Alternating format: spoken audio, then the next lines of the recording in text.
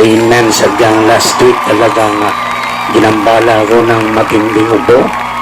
At sabi ko nga yung mga nakarinig ng aking patuto kanina umaga. So before this name COVID-19 came, it was already my experience November 1, 2019. At nangyari ulit, binalikan ako, pero sabi ko nga, there is none most powerful in our days now ay ang salita ng Diyos. Ang salita ng Diyos ay ang Logos. Tingnan natin ang kanyang sinabi, no? Tunghayan natin, galang lang po natin sa ating mga puso ang mga salitang ito.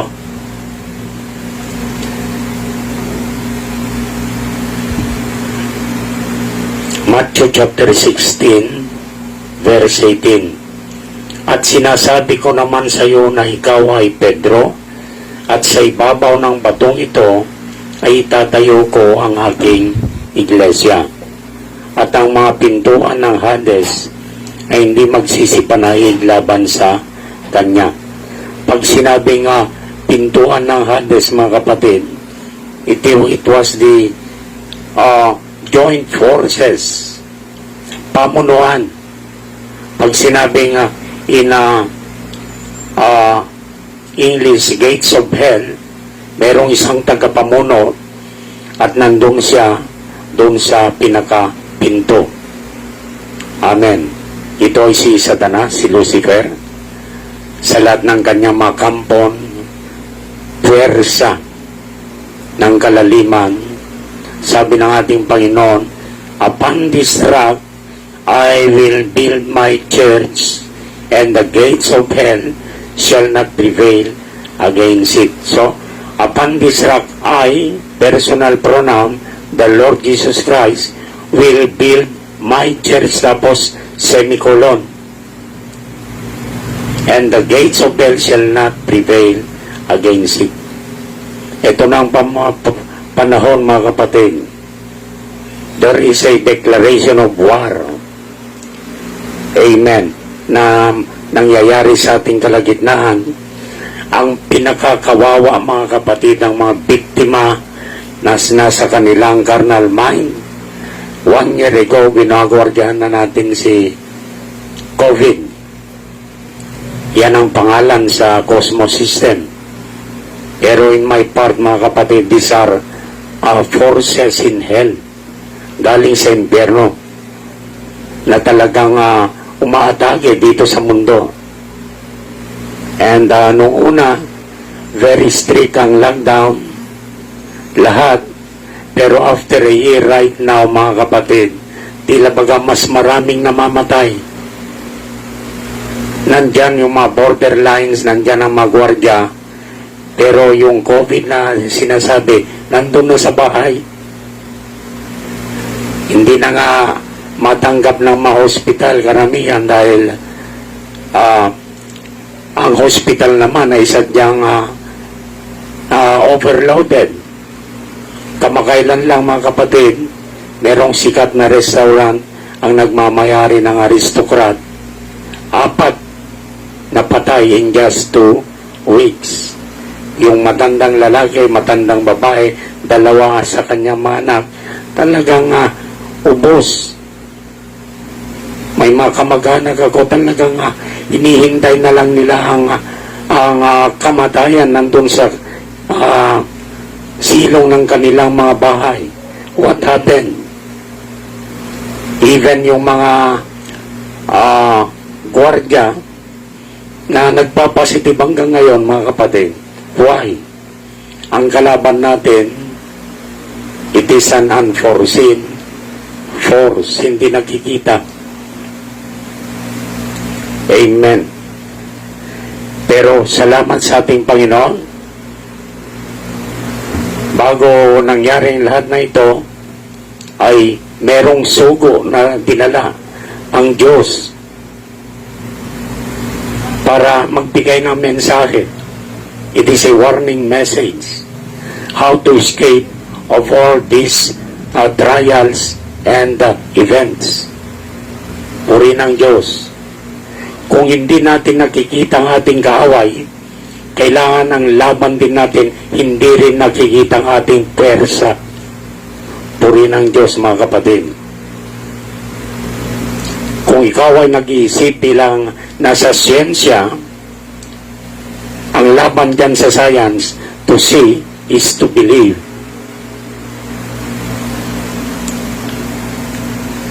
Tila baga salisalita lang COVID-19 pero hindi naman totoo. Pero talagang seryoso, ang dami nang namamatay by the name of COVID-19. So it's now, hindi na ito biro, mga kapatid.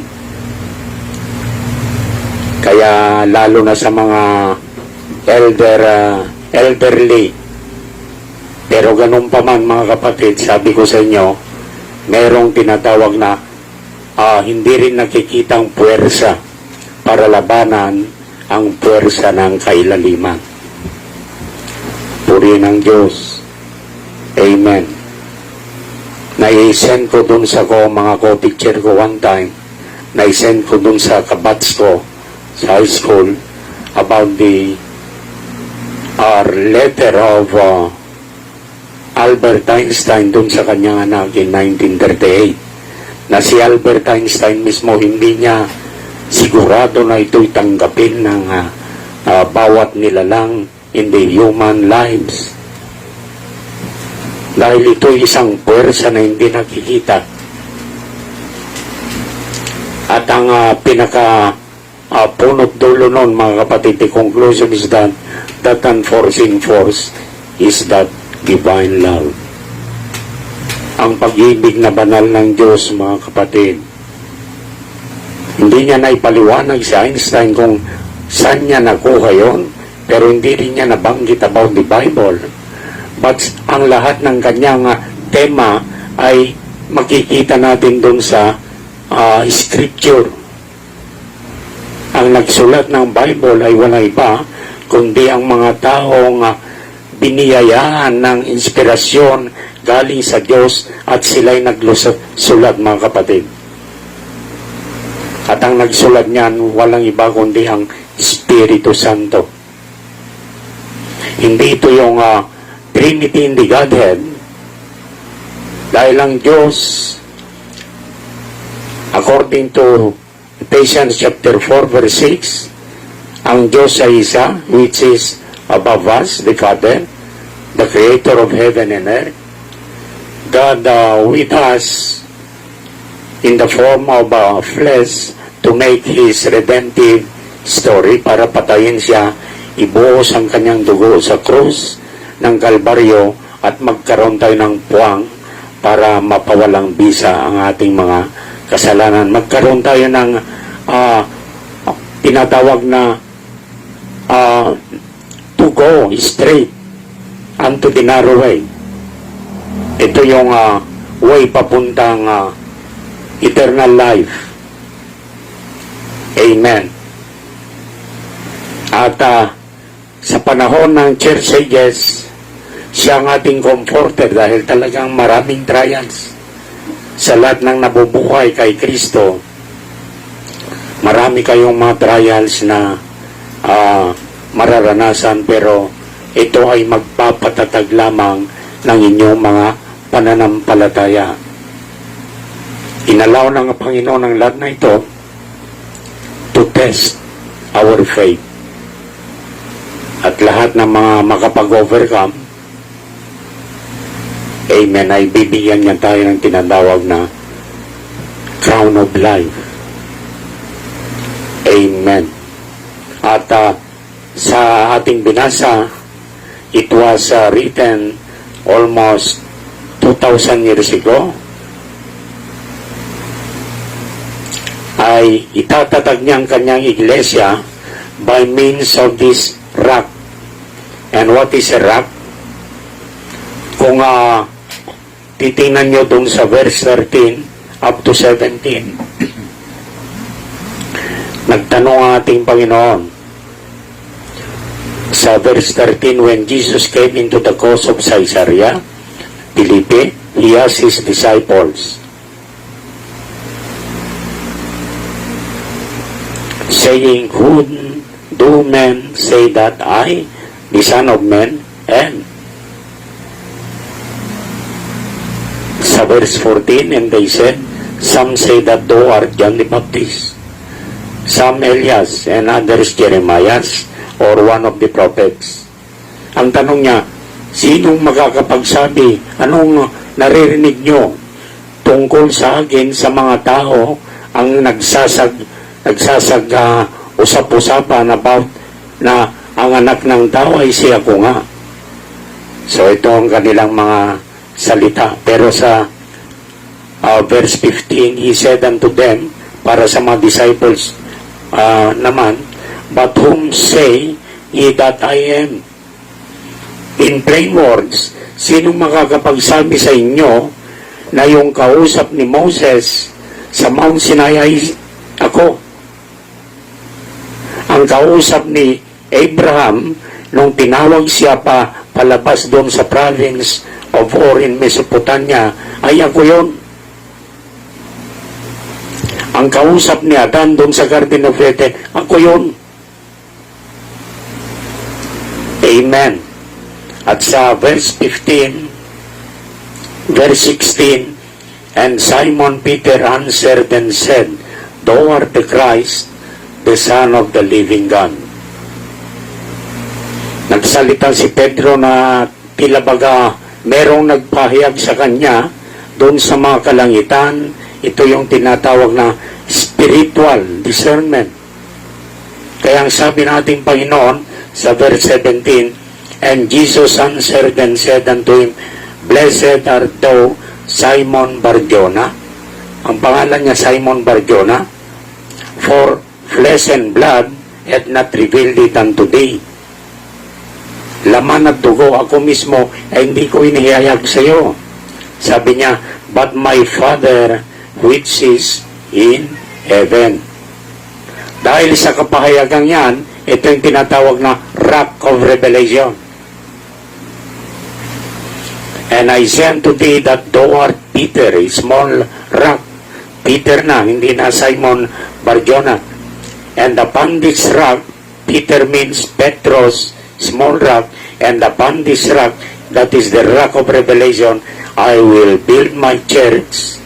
Ako ang magbibuild up ng aking spiritual na iglesia, a supernatural church, na pagdating ng araw, and in these final days, ay nandito na siya mga kapatid, sabi niya, and the gates of hell shall not prevail against it.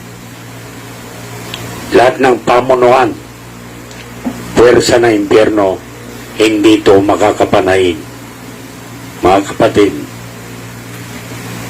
anong ibig sabihin mo, Pastor? Ito na ang panahon that we can declare war. Amen. Kapag dineclare mo na ng isang giyera, mga kapatid, you are sure enough na meron kang puwersa. Ang buong puwersa ng kalangitan ay nasa iyo, kapatid ko. Hallelujah. Samantalang ang mga nasa mundo, they are innocent victims. Ang kalaban natin ngayon in this pandemic ay hindi nakikita, mga kapatid, na kailangan mamuhay tayo sa mga hindi nakikita, mas mataas kaysa dito sa physical na pamumuhay.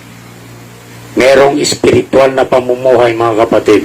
Doon sa gawin yon, mga kapatid, nandun ang labanan. So let's see.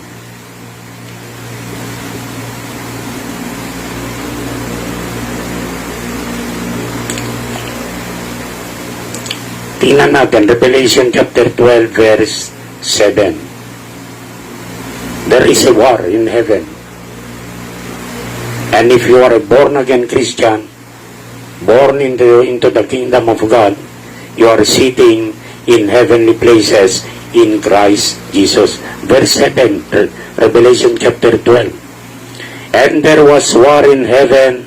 Michael and his angels fought against the dragon, and the dragon fought and his angels. Purihin natin Panginoon. Kamakailan lang in the 6 million Jews na pinagpapatay ng World War III, this was the time that the 200 million demon spirits ay pinakawalan doon sa River Euphrates para tulungan yung puwersa pa na nandito na sa ibabaw ng lupa.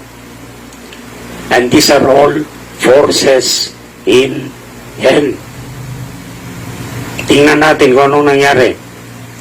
War in heaven, Michael and his angels fought against the dragon, and the dragon fought against his angels, and prevailed not, neither was their place found anymore in heaven.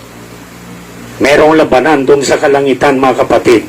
It is a heavenly war, spiritual warfare na nangyayari ngayon. And the great dragon was cast out, that old serpent called the devil and Satan, which deceived the whole world. He was cast out into the earth, and his angels were cast out with him. Verse 10, And I heard a loud voice saying in heaven, Now is come salvation, and strength, and the kingdom of our God, and the power of his Christ, for the accuser of our brethren is cast down, which accused them before our God day and night. And they overcame him, verse 11, by the blood of the Lamb, and by the word of their testimony, and they loved not their lives unto the death. Pwede tayong kapitan ng puwersang yan, mga kapatid, dito sa mga laman. Amen. Pero huwag niyong pansinin yan, mga kapatid. Just go on focusing unto that life in the center of your heart. Applied blood. Ang buhay ni Kristo na nananalaytay doon sa inyong mga puso. Yan ang ating kasiguruhan that we shall overcome them by that life. Amen. Verse 11, ang liwanag. And they overcame him by the blood of the Lamb and by the word of their testimony. Huwag niyong pansinin. These are evil forces. Sabi ko nga sa inyo, applying the token or the life of Christ, yan ang pinakasandata natin, mga kapatid. Because the word of God shall endure unto the end. The only power that can defeat and overcome the enemy is that life that is in Christ Jesus. Kaya sabi ng Romans 8:11, if that spirit that raised up Jesus from the dead is in you, ibig sabihin, is now in your heart, the same spirit that raised up Christ shall quicken our mortal bodies, your mortal bodies, by His Spirit. Kaya mga kapatid, hallelujah, you have the power if you receive Christ in your heart. We are now a matured Christian, mga kapatid. Di na tayo natatakot anumang kamatayan ang inaamba ng kaway. Ang mundo kasi, ito ang kalagayan ng mundo. Amen. Basahin natin sa 2 Timothy chapter 3. This know also that in the last days, etong panahon natin, makinig kayo mga kapatid, etong mga karakter ng mga taong walang Kristo sa kanilang mga buhay. Meron silang relihiyon, Amen. Pero wala silang buhay dun sa kaloob-looban. Sabi, this know also that in the last days, perilous times shall come. Ibig sabihin ng perilous, mapanganib na panahon. At dito tayo nakabilang ngayon. Anong ginagawa ng mga tao? For men shall be lovers of their own selves. Ang mga tao ay magiging maibigin sa kanilang sarili. Maibigin sa salapi. Covetous. Boasters. Proud. Blasphemers. Mayayabang, mga mapagmalaki. Mapagtungayaw, masuwain sa mga magulang, mga walang turing, mga walang kabanalan. Pumapasok sa simbahan pero hindi nababago ang kanilang mga pag-uugali. Verse 3, walang katutubong pag-ibig, mga walang paglulubag, mga palabintangin, puro chismis ito mga kapatid. Chismoso at chismosa. Ito'y mga basura. Palabintangin, mga walang pagpipigil sa sarili, mga mabangis, hindi mga maibigin sa mabuti. Verse 4, mga lilo, ibig sabihin traitors, mga matitigas ang ulo, high-minded, maibigin sa kalayawan kaysa maibigin sa Diyos. Sa verse 5, itong gawin nila, na may anyo ng kabanalan, form of godliness, religiyoso mga tao ito, mga kapatid. Pero deep inside, ay talagang ravening wolves, but denying the power thereof, from such turn away. Nandito tayo sa panahong eksakto sa sinasabi ng banal na kasulatan, mga kapatid. Kaya bilang sapat na pinakamahalaga ngayon ay ang ating pananampalataya. Ang laban ngayon ng mundo, to see is to believe. Kailangan i-test nila lahat ng mga vaccine at may pag na-test at ito'y nakakagamot. So that is the scientific way of vaccine. Meron din naman tayong ginatawag na spiritual vaccine galing sa ating dakilang doktor. Ang opposite naman ng science is faith. Faith is a revelation. In Hebrew chapter 11 verse 1, faith is a substance hoped for. Ibig sabihin, isang substansya na tayo'y nagkakaroon ng hope. Ibig sabihin, meron ng pangyayari pero hindi pa ito nangyayari. Faith is a substance of for an evidence not having seen. Ibig sabihin, just believe it and you shall see. The opposite of science. Yan ang faith. And faith in the Word of God, yan ang ating pananggalang sa kaaway, mga kapatid. Plus, meron tayong sword of the Spirit, which is the Word of God that can endure in our life. Amen. Kaya, mas lalo akong nagkakaroon ng muscle faith ngayon, mga kapatid.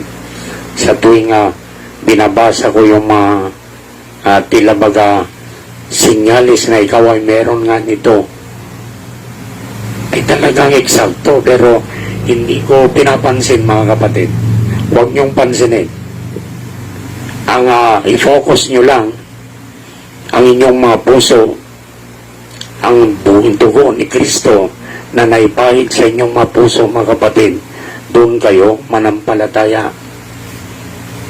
Amen. Dahil kapag wala kayong naipahid na dugo ng kabanalan ng ating Panginoon, hanggang ginagawa ng kaaway at sumasakit ang inyong likod, sumasakit ang inyong kalamnan, inuubo kayo, nawawalan kayo ng panlasa, at yan na ang tutok na inyong kaisipan hanggang sa unti-unti nagkrikripin yung espiritu ng kamatayan.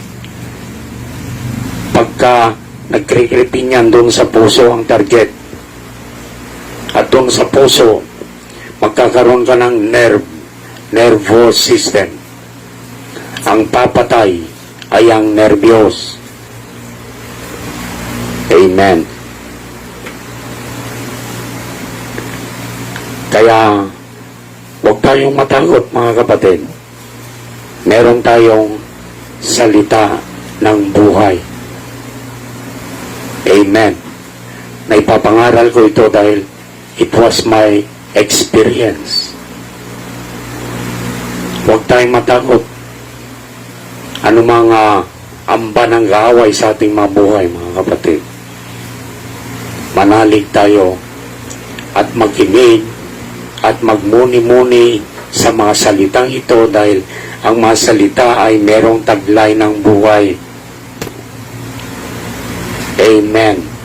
Ang panahon natin ay punong-puno ng pandaraya ng kaaway, mga kapatid. Sa panahon ng ating Panginoon,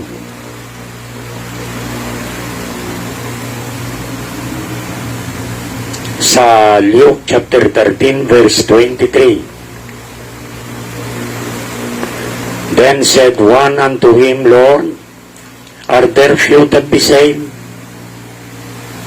And he said unto them, mga kapatid, kung lahat ay masasave, sa lahat ng denomination na magkakaiba naman ang kanilang mga punto tungkol sa kung sino ang ating Panginoon Jesus.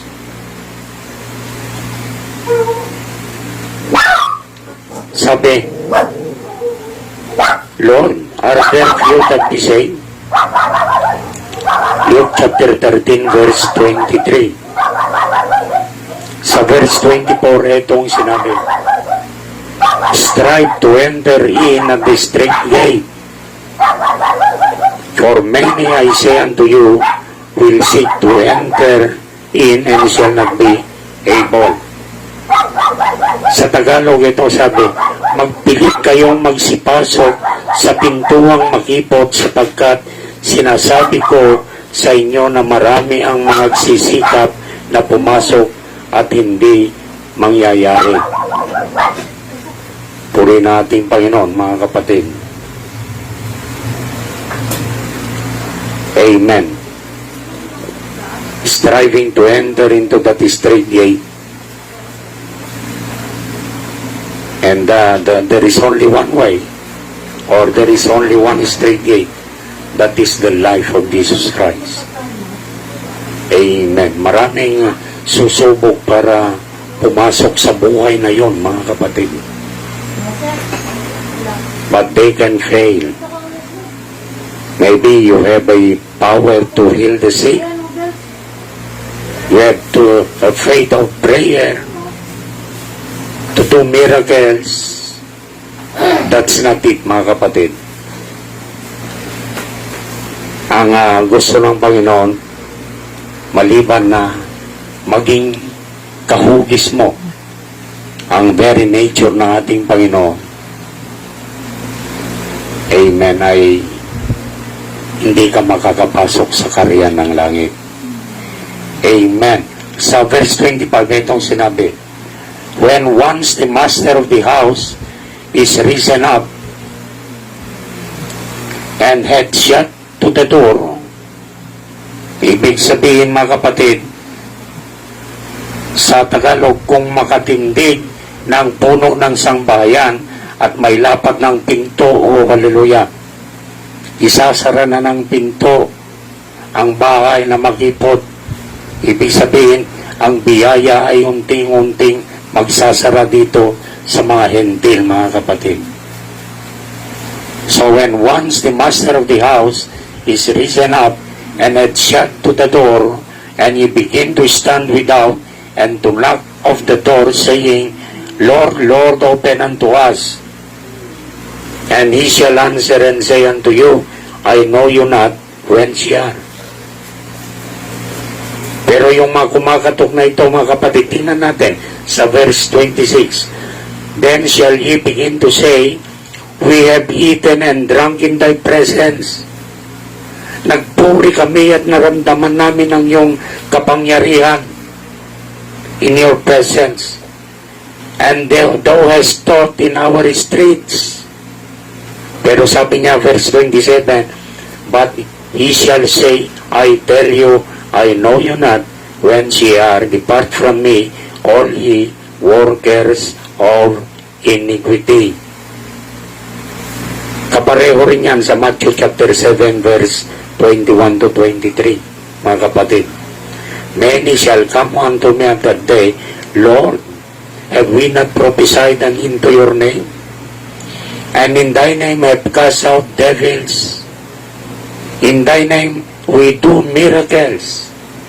Anong sabi ng ating Panginoon? Hindi ko kayo nakikilala. Why? Hindi naman nabago ang kanilang mga karakter. At merong mensahe sa uling panahon, sa Ephesians chapter 4 verse 11 to 13, merong 5 ministry na itinangako ng ating Panginoon para susubaybay hanggang sa iglesia ay ma-perfect. Prophets, apostles, pastors, evangelists, teachers. The fivefold ministry. To edify the church hanggang sa makarating doon sa kasagdalan. At hanggang sa yung very nature of the character of Jesus Christ ay mapa sa bawat isa sa atin, mga kapatid. Pagkatapos nun, wala nang pangaral. Lahat ay kilala nyo kung sino si Kristo. Amen.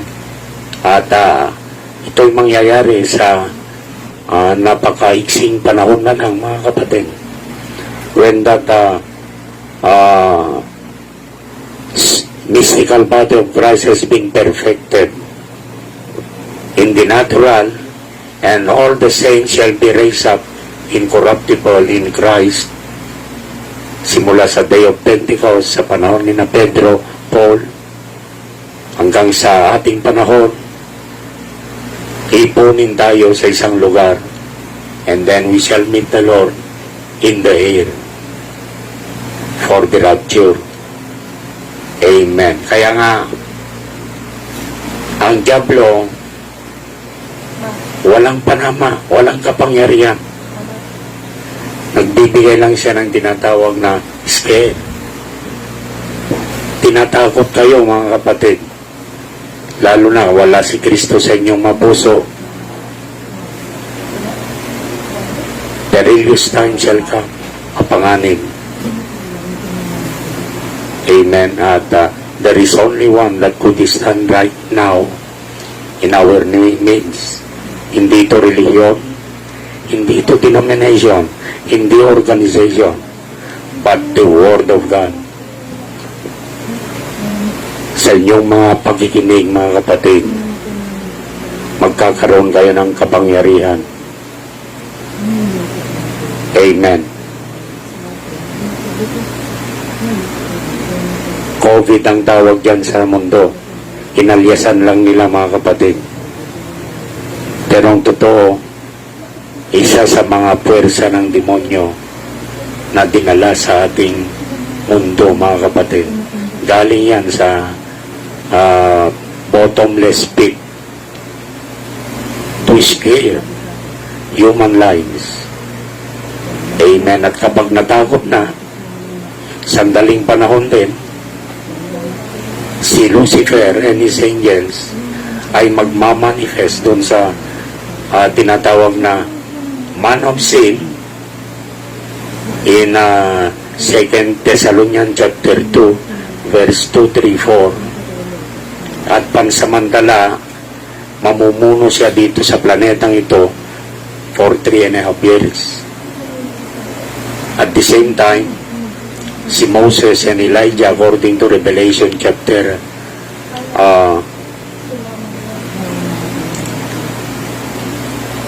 Moses and Elijah, Revelation chapter 11, ay mangangaral naman ng kasing pangangaral na inyong naririnig ngayon, mga kapatid, for the 144,000 that will accept Jesus Christ as their Messiah. There are millions of people in Israel, pero 12,000 per tribes ang tatanggap sa mensahe ni Moses tsaka ni Elijah, mga kapatid. Habang tayo naman ay nandun sa palasyo in that 3.5 years wedding supper between the Lamb and his wife. Then after 3.5 years, kagaroon ng cleansing period ito. Ito yung nakita ni Daniel sa panahon na napanaginipan ni Haring Nebukadnezar. Yung batong yon, isang kapahayagan galing sa bundok na tumama doon sa tentus of the yung rebulto na napanaginipan ni Haring Nebukadnezar, at nakita natin nawasak yung rebulto. Dumating ang hangin, winalis, hindi na nakita. At ito yung tinatawag na kaharian ng tao. Magwawakas ito, mga kapatid. Pero ang kaharian ng Diyos, it will be forever and ever. Nandito na rin sa ibabaw ng lupa. Kaya there is now war, spiritual warfare. Amen. Puri natin, Panginoon. Michael and his angels kontra the dragon and his angels. At nakita natin, nagwagi ang mga anak ng Diyos. Puri ng Diyos, mga kapatid, marahil sa mga hindi pa pinapahayagan na ating Panginoon, kayo'y manalangin ng husto, pray for repentance, pray for your families, pray for your soul. Panginoon, ipahayag mo sa akin ang tinig na namumutawi sa iyong abang lingkod. Be sincere in your hearts. Gagawin ito ng ating Panginoon. Bibigyan kayo ng tinatawag na kapahayagan. At hindi na kayo matatakot magpakailan-kailan pa man, mga kapatid. At ang nangyayari dito sa mundong ito ay tila scare. Nagwawala-wala na lang ang kaaway, pero there is no more sting of death. Wala na siyang kapangyarihan. Dahil ang susi ng Hades at ng impyerno, kinuha na ng ating Panginoong Jesucristo. Puri ng Diyos. Follow Christ and you shall have eternal life.